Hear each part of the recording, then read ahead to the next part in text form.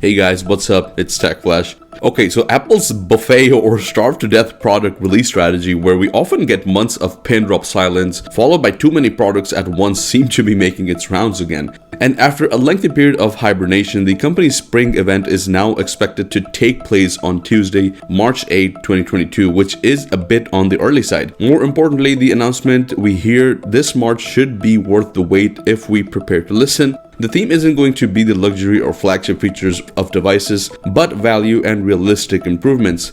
Now, there are three main products we expect to be unveiled at Apple's March event based on uneducated guess and leaks. First of all, the iPad Air, an awesome mid-range tablet that was mostly neglected for the entirety of 2021, is likely to be updated. If it continues the tradition of pushing close to the iPad Pro on quality and to the basic iPad on price, we could be looking at another Insta recommended with a new chip and camera. We're also hearing that Apple will unveil a new high-end Mac Mini with M1 Pro and M1 Max chips. Again, this is about hitting the sweet spot, the best of both worlds, offering capabilities beyond the entry-level model at a price that the average consumer can live with. But the king of the sensible product launches will undoubtedly be the iPhone SE3. There is a reason why people love the iPhone SE3, and that is the price. If you lower the price of your phone, people will buy it. Duh.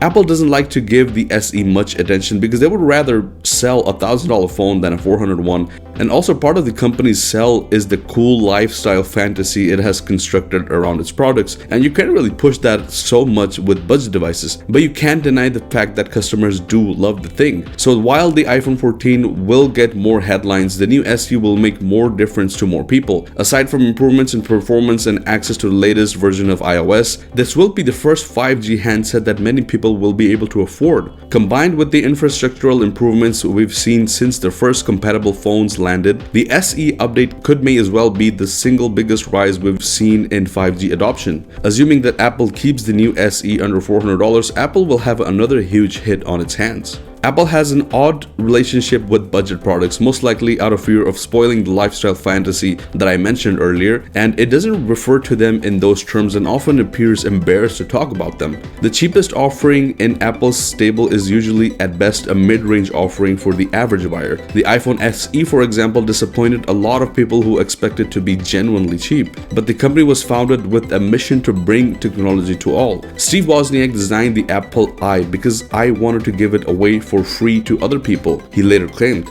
The Macintosh was explicitly designed to be affordable to the masses, even if it didn't quite work out that way. Apple has always told itself that its mission is to bring high-quality products within the reach of as many people as possible. So yeah guys, buckle up and get ready for what it seems to be like Apple's spring budget event. Anyways guys, that is it for this video. Just wanted to briefly touch on why the iPhone SE might as well be the most exciting device that we get to see in 2022 from the Apple lineup. Let me know what you guys think about the upcoming event, and if you are planning to buy the iPhone SE, because I know that I am. If you enjoyed the video, a like is much appreciated. Consider subscribing if you haven't already. I'll see you guys in the next one. Peace out.